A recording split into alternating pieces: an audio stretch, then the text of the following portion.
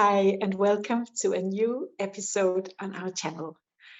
I have looked so much forward to share this guest with you, Halina Goldstein, and I'll tell you much more about her in a moment. But first, I just remind you, if you haven't yet subscribed, click that subscribe button and like, and make sure that you also hit the bell button so you will be notified when there are new videos from us. Halina Goldstein is amazing and a poet from Denmark that we love and treasure very much. And we have had the joy to follow her work and her amazing new book called Love Songs that I have right here, that we'll talk much more about in a moment. But Halina is, a poet, also a writer. She writes many kinds of writing, but today we will focus on the poetry. She's also a spiritual mentor and a very beautiful soul, someone that really lives what she speaks and embodies her teaching. And that's why we thought we have to bring her on this channel and learn much more about how we can embrace the poetry of the moment and catch it on paper. So Halina, my dear, welcome to this episode. Thank you so much. I feel so honored and humbled and looking forward. I love speaking with you. Oh, thank you, Halina. Thank you for taking the time to talk to us. And in my world, you are the new Magnipo. I have said that before, and I know you don't like it, but or you might like it, but you're very humble. But your poetry is amazing, and it really opens doors and windows in people's souls. And I can't wait to talk even more to you about the process of how you write this poetry. But what about that you start by just reading us a poem that you feel like? Would you like to do that? Yes, it will be my pleasure. Yeah. So it's always difficult for me to choose one, but I chose a poem that it is called "I Am an Ocean of Love," but it strikes me today that it could also be called "I Am an Ocean of Poetry." It's kind of the same relationship, so I hope it will inspire some poets out there. Mm-hmm. I am an ocean of love. I am an ocean of love. I may be calling you, but it is for you to choose the place and the time of your arrival.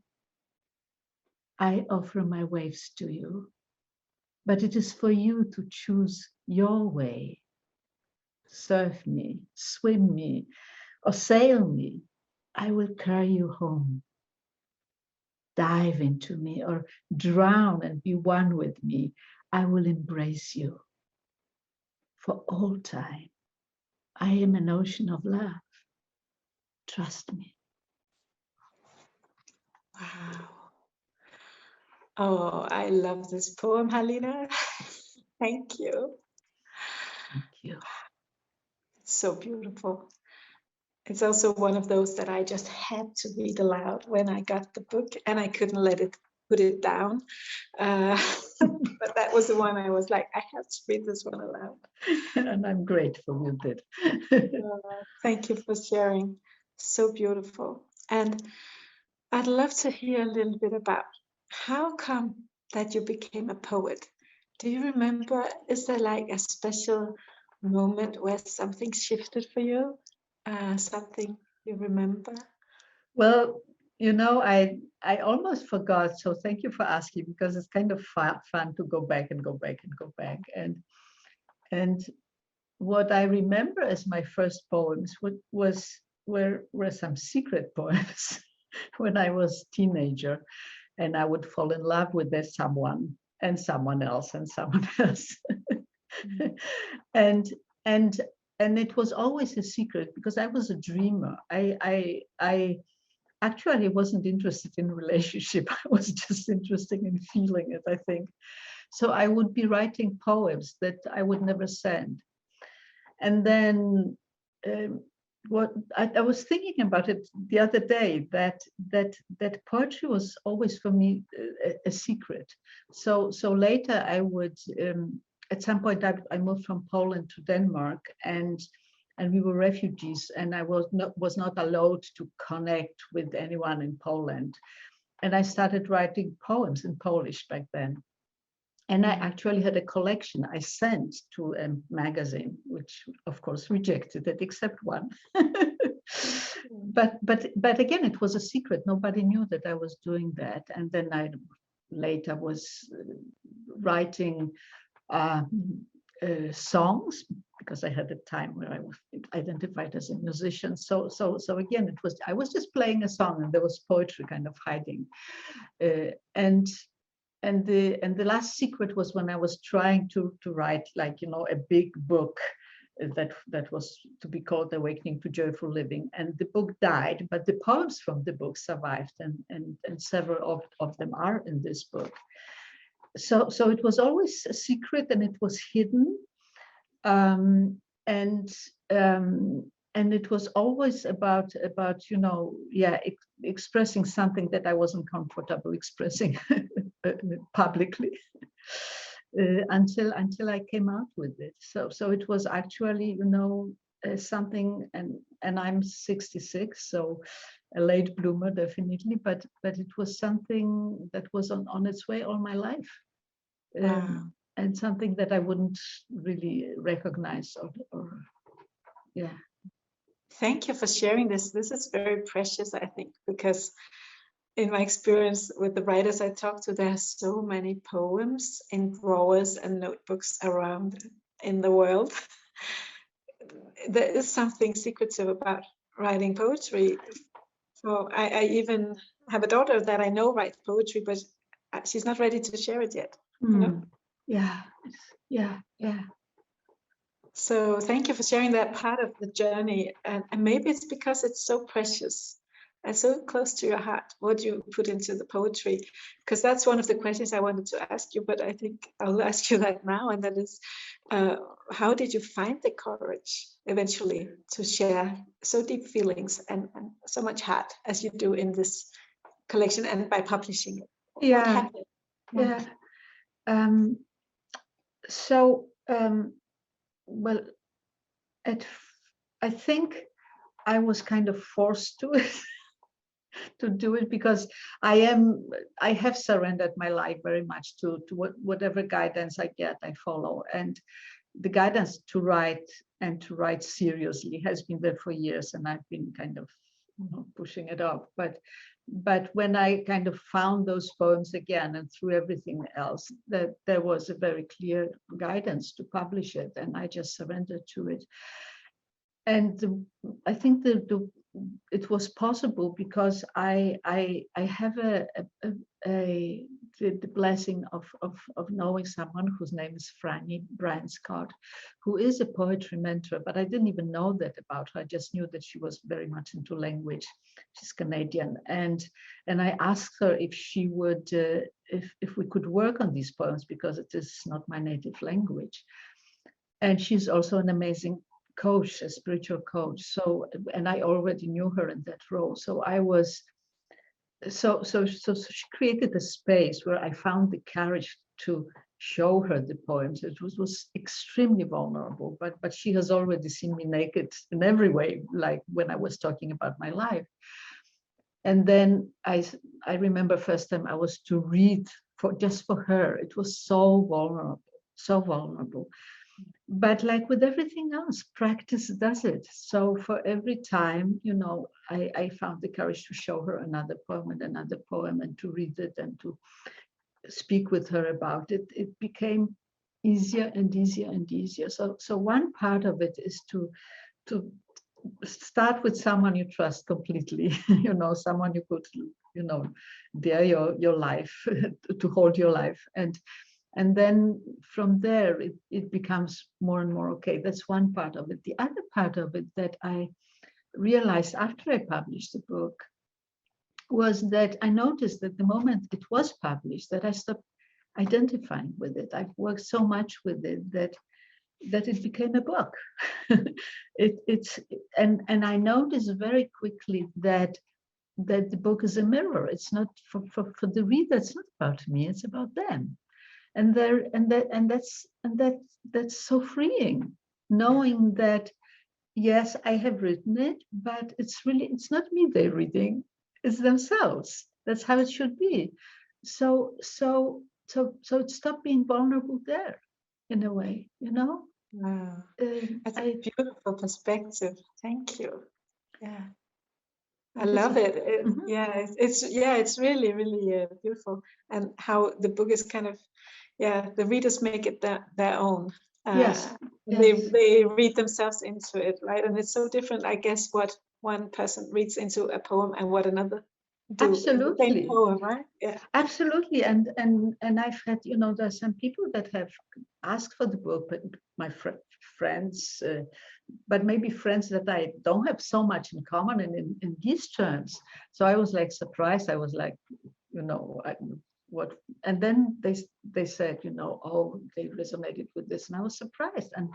And also some, you know, my grandnieces, which are teenagers, they have read it, and they have very different life experience than I have, but they see something there.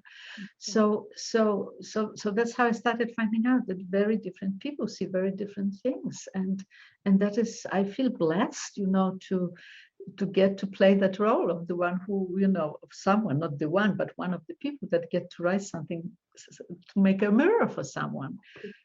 But what people see in it is Wow. It's beautiful. You know, I talk a lot about that writing is a mirror for the reader, and that we recognize ourselves. So, but you're really showing this by this story. So I love that. And also the vulnerability part, that when you allow yourself to be vulnerable, you also create a more full mirror. And you've really done that with your poetry. So beautiful. And, you know, I would love for us to go a little deeper into, you know, what does it feel like for you when a poem starts coming to you? What does your process look like? It might be different from time to time, I know, and but would you like to take us with you into how does it happen? Yeah, it's kind of, you know, I mean, I've written a few poems just a few days ago because they just popped up, and I'm so it is different, but the sun, I literally don't remember what happens when I start writing, but I notice that there's a state, and sometimes it can be for a few days, that I notice that there is, and again, it's not the only way, but it's one of the ways, that there is a period where I get even more introverted than I am already. So I get very, very still, but for no particular reason. There's nothing I'm thinking about, or there aren't any like special feelings, or I'm just becoming very still. And then just to give you an example, then it's because it can be, there can be something that inspires it. There can be, the other day I went to a cafe literally, and someone told a story, which was about a mirror, not a mirror, a window. And they even didn't tell it to me. They talked to someone else, but I heard it, and images started to come. And then in the evening, I went to see a James Bond movie, and there was a scene there where there was that spoke to it. So there were just images coming my way. And then that evening or that night, I don't remember. All of a sudden, there was a poem, and I wrote it.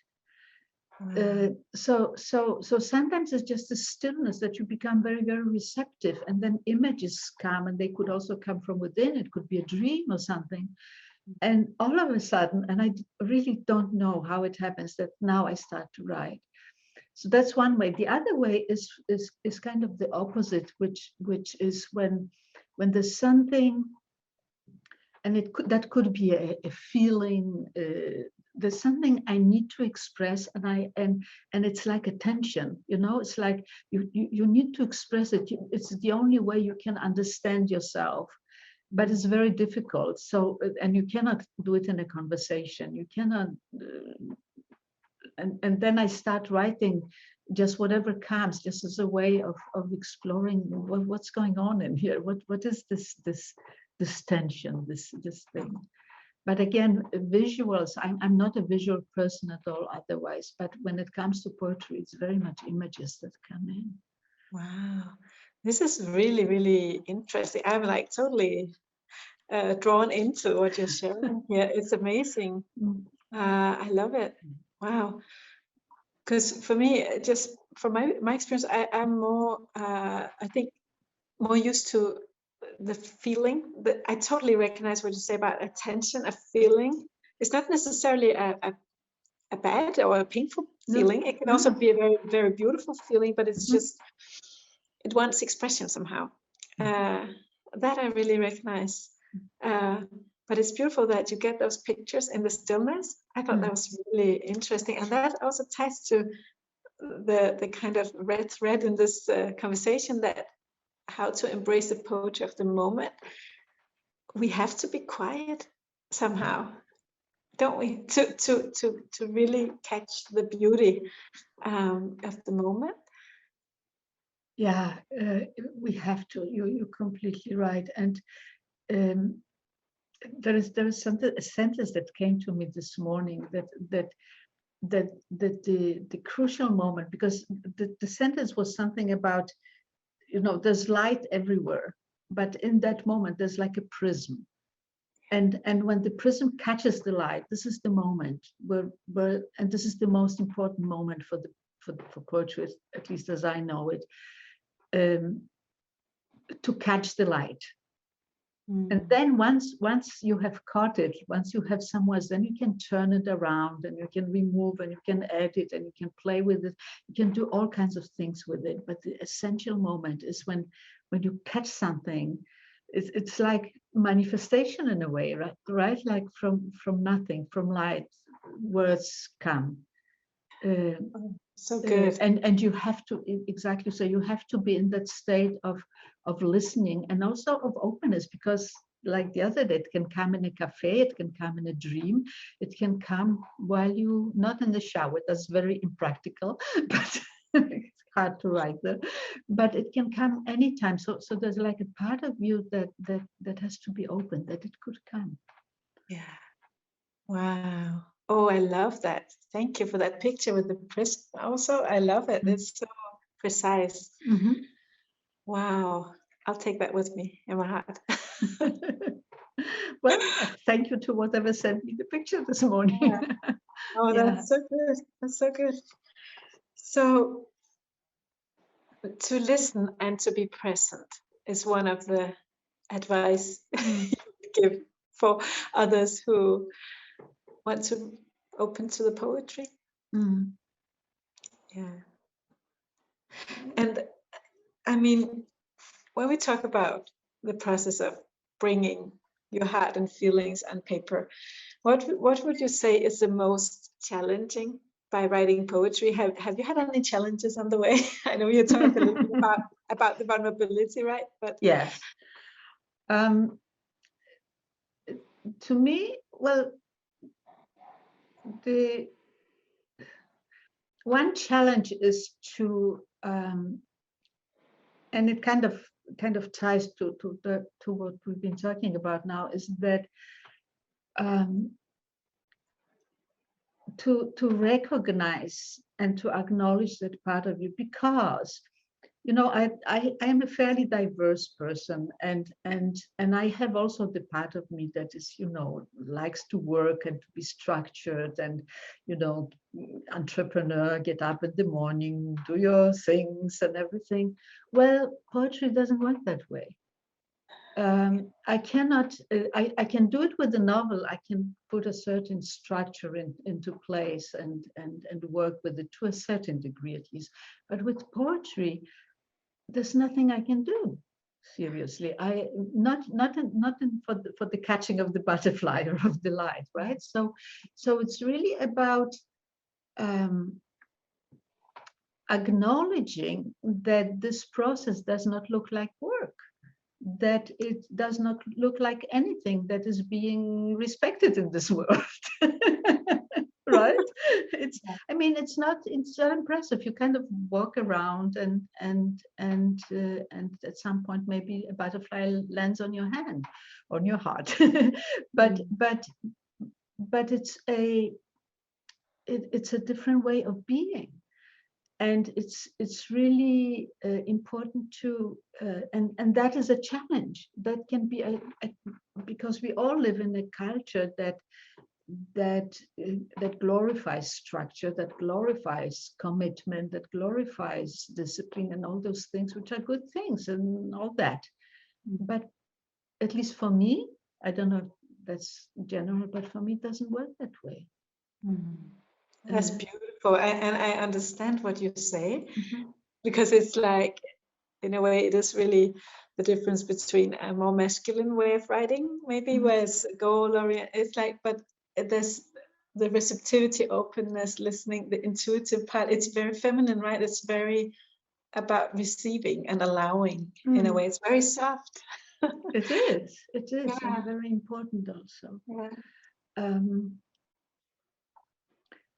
The other challenge is what I mentioned already, because I suspect it's not just me, because I told you I was actually a poet in the hiding, and a secret to myself this way, and I suspect that's true for many people, that they either don't know that they are poets, or they hide it. So it's really, for it to happen, it's really important, even if you don't say it to the world, that you dare to acknowledge your poetic nature, that which might be much more your nature than everything else you show to the world.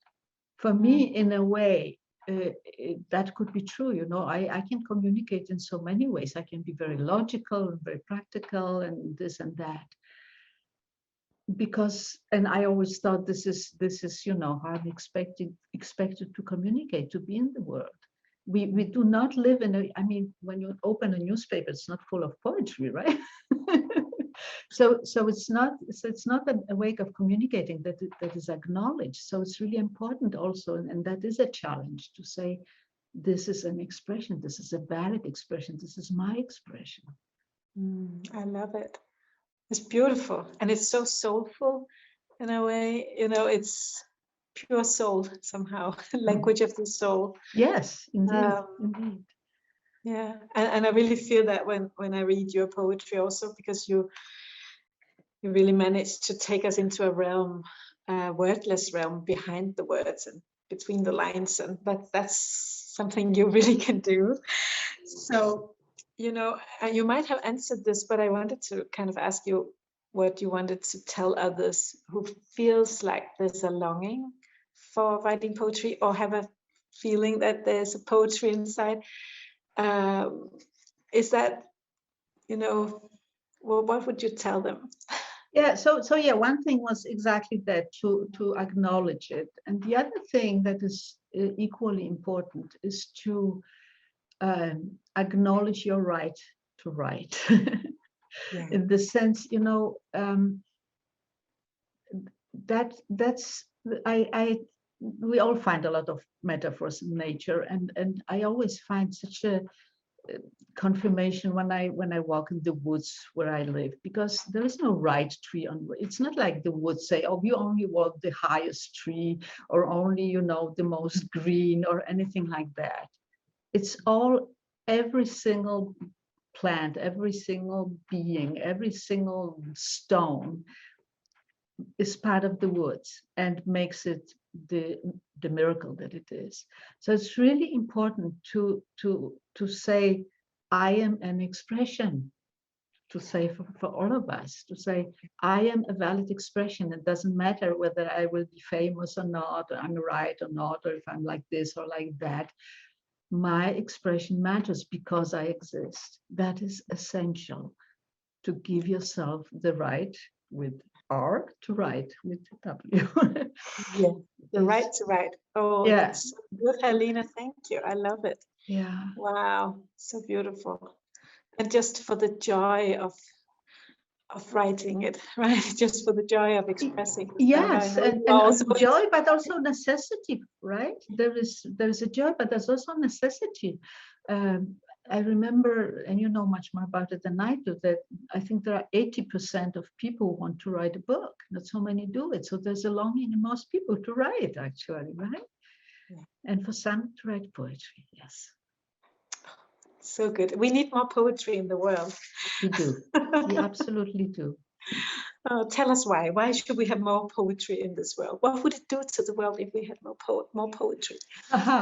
You already did actually. You said that poetry is the language of the soul. To me, again, I don't think that's true for all cultures, but it has become true for our culture, that that the communication expression is generally logical, rational, practical, even when people speak of feelings. And I do not believe that is true about us. I mean, it's part of us, the logic, the rationale, but it's not our essence. I do feel like many others that our essence cannot be expressed in words at all, but I think poetry is what comes closest to it.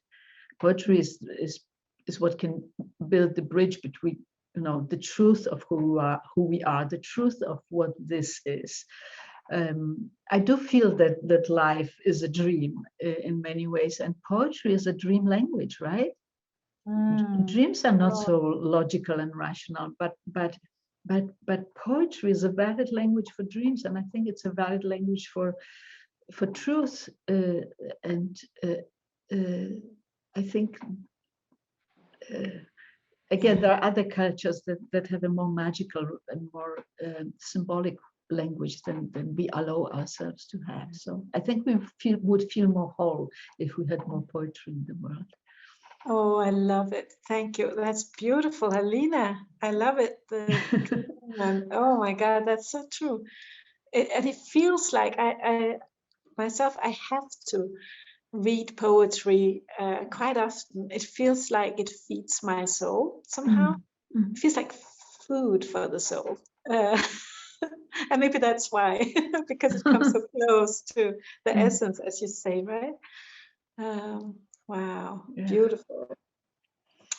Now, I would love us to hear another poem. Could we please have another poem? Yes. Give it to us. I actually have a poem. You know what? Now I'm going to ask you something instead. Yeah. But I have a short, very short poem, because I came on Instagram today. I saw a poem by Mary Oliver, which kind of answers, you know, what does it, why do we have to write? May I read that? Of course, Mary Oliver. Oh yeah, bring it on. Oh, okay. It's called praying, but to me it's called writing. It doesn't have to be the blue iris. It could be weeds in a vacant lot or a few small stones. Just pay attention.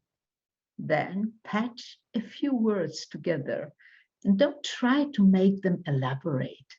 This isn't a contest, but the doorway into things and a silence in which another voice may speak.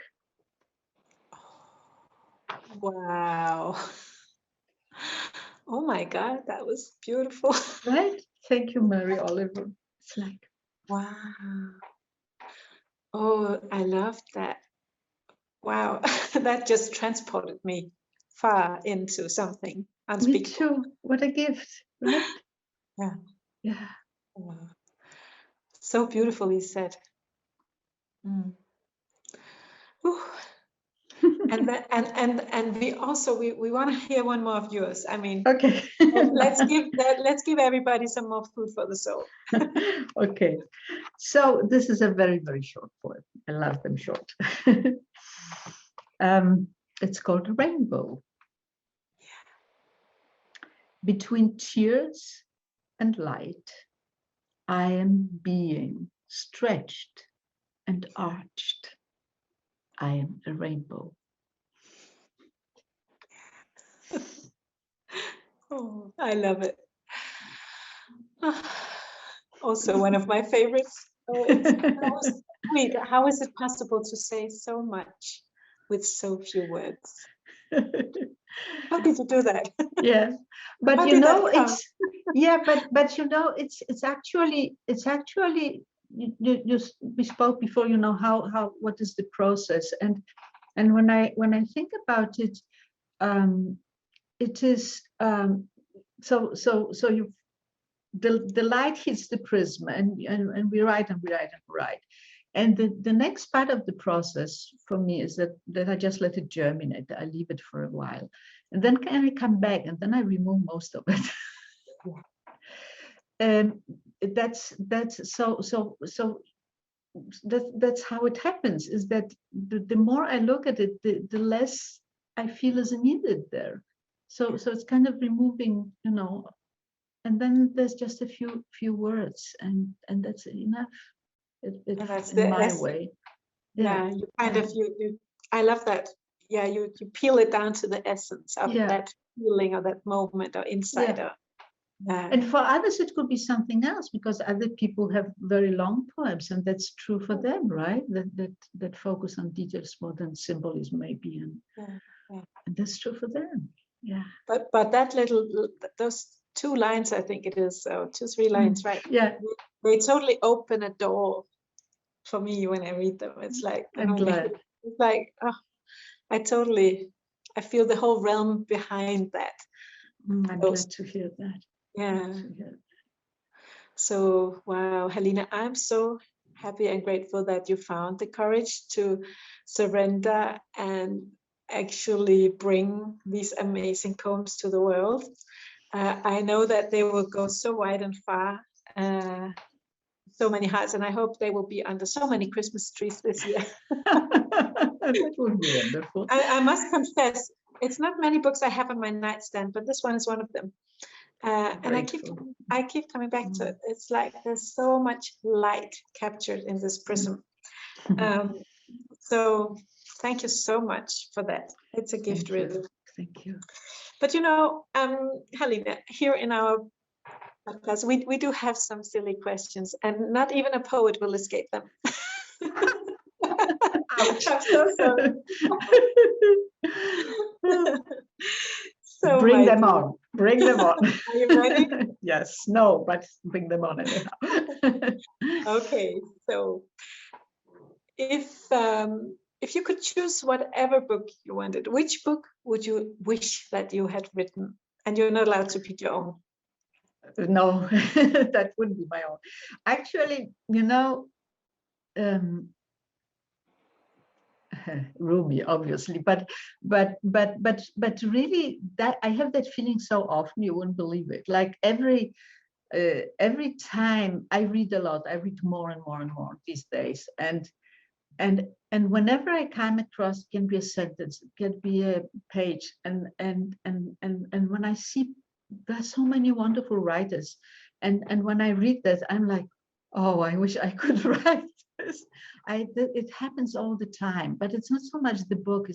It's someone's ability to express, where just, you know, you just, and sometimes it's a very short sentence, and sometimes I just remember reading a novel from Antarctica of all places, and like, if it was me, I would say it's cold and it's white, right?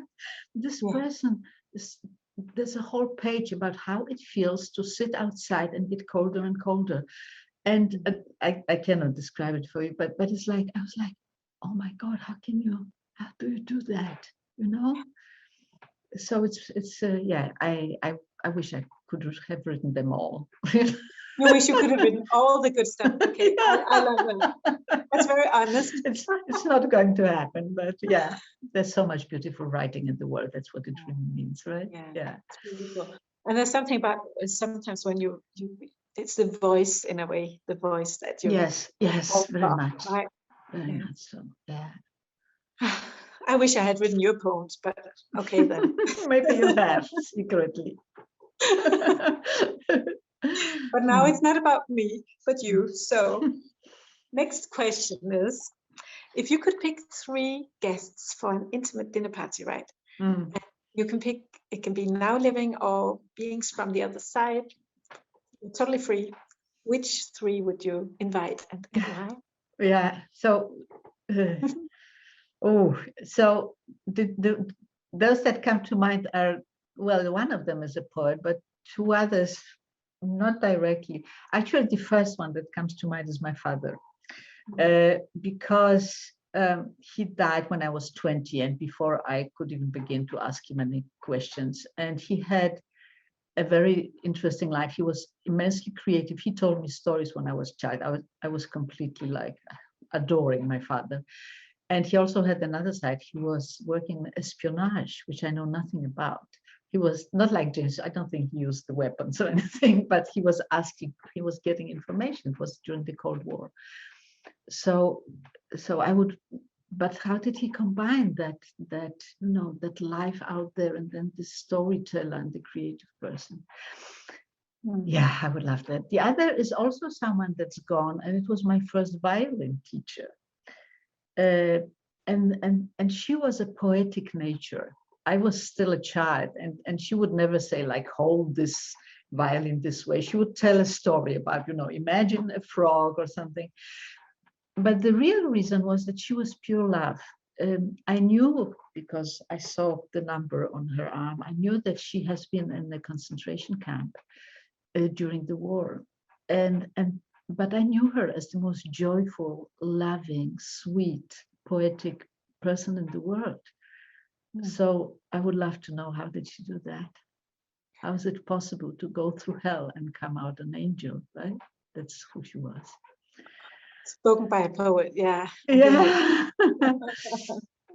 And the third one is more obvious. That's Coleman Barks, who is the person who brought Rumi to us. This poet from, when was it, 1,000, like 700 years ago or something like that, 800 years ago. And Coleman Barks, he translated it into a modern poetic language. And I know from an interview he did that it was a deep spiritual journey for him. I'm curious. So I have enormous admiration for him. Speaking of, if I could do what he does. But it's just, who is this person who was born to do that? Because Rumi is changing our world. You see Rumi everywhere now. Even plenty of people who never read poetry, they quote Rumi. His expression of what I experience as truth, it keeps flourishing, and that's thanks to Coleman. So he has built. How did he do that? Build this bridge to our world and make this poet from a completely different culture, actually. Wow. A Muslim culture, a culture that we don't respect much in our world today, right? Yeah, wow, it sounds like a really, really beautiful dinner party you will have there. Yeah, very special. Very wow, yeah. So deep and so beautiful and warm, and yeah, I'm coming too. Good, you're invited, definitely. Definitely. So now, Halina, comes the bad one. What would you blush if anyone knew about you as a writer? Do you have any bad habits or something like that? Well, I think it's actually not the writer in me that's blushing, but the whole rest of me. I told you about this, that I. Well, let me just describe what it is. So for all my life, I was, I was a little bit of a workaholic, I think, like really working many hours and getting up in the morning and, getting things done. And a few months ago, I really committed to writing as the primary thing in my life. And what started happening is that I get up in the morning and I don't start with taking a shower. and going joyfully to my computer, but I start by just sitting, and not even this desk, but another desk that's just for writing in longhand. And I write pages, which you re-inspired me to with during one of your retreats, or a challenge, I think, a challenge you proposed. So that's where the writing starts, and then I do some other things with it, and so then it's 12 o'clock, and I still haven't been in the shower.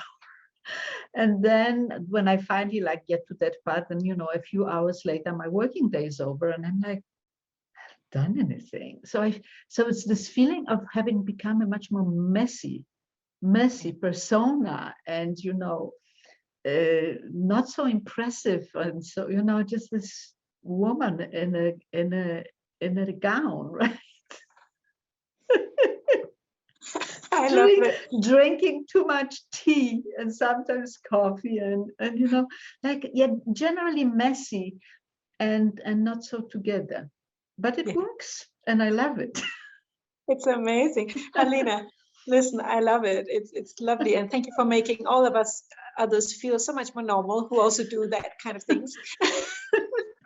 It's about going with your flow and your rhythm, and and allowing yourself to find your own way, what works for you, right? Yeah, and also, actually, poetry is the language of dreams, and I think the reason what I'm doing is that once you take the shower, there's a lot of layers that kind of get rinsed, which is a wonderful thing in many ways.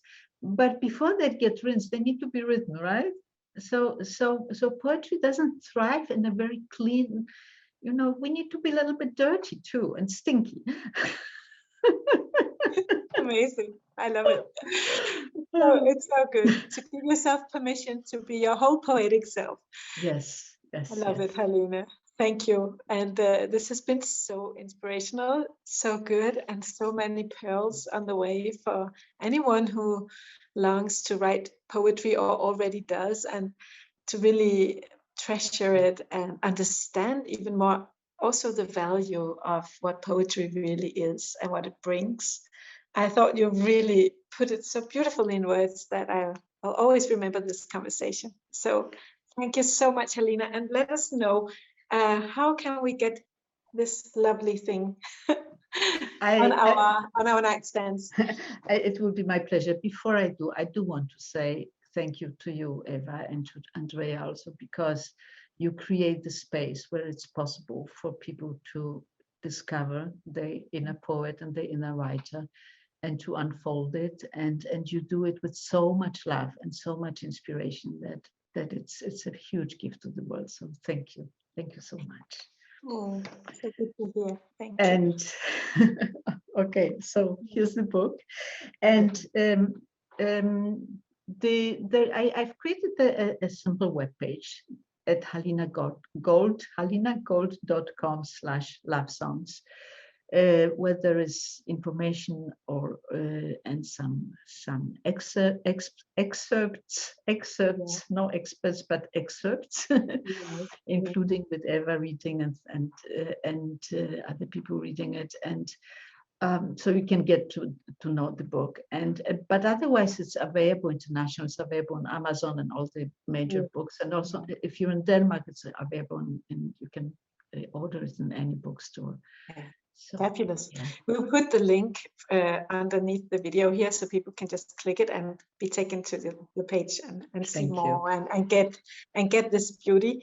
So wow, thank you so much, Halina. I love you and I see you, and I'm so grateful for what you have shared with us today, and can't wait to read your next book. Can we have a little teaser? What is coming up? Yeah, working on it. Thank you so much, and also thank you to all the readers, because now I don't have words. I'm the poet without words. I'm just very, very, very grateful. Thank you. Yeah. Thank you so much, Halina, and to everyone who have been listening. If you liked this, if you found inspiration and insight, and could feel it in your heart, like the video, share it with your friends, and spread the joy, spread the love. And we can't wait to see you next time. So much love. Bye.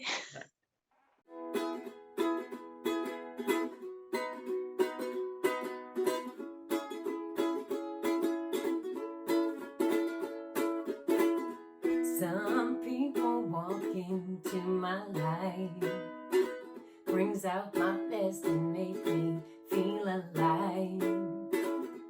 Then there's those who call my demons out, throw hands in the air and shout, and some just make me wanna dance, lose myself in great romance. This is what happens when we're together. Sweet music's in the zone, and this world is ours alone.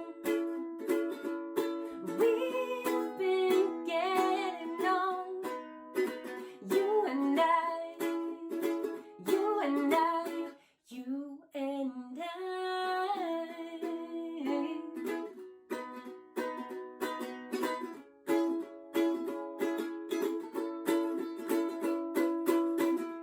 All of these people passing by offer their stories, different rides, brought into life the moment we meet, giving us choices about who we wanna be. And I ain't gonna spend more time acting crazy out of line when I know what happens when we're together. Sweet music's in the zone, and this world is ours alone.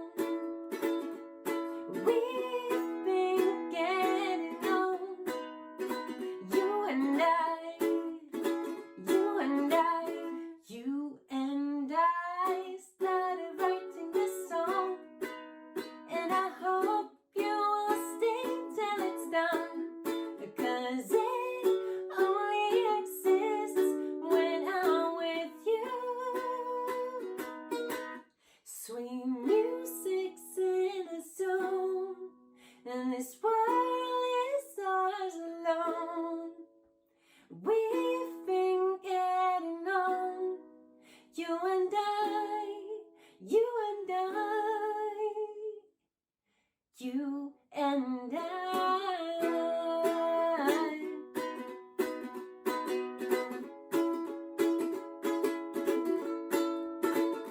Sweet music's in the zone, and this world is ours alone. We've been getting on, you and I, you and I. Sweet music's in the zone, and this world is ours alone. We've been getting on, you and I, you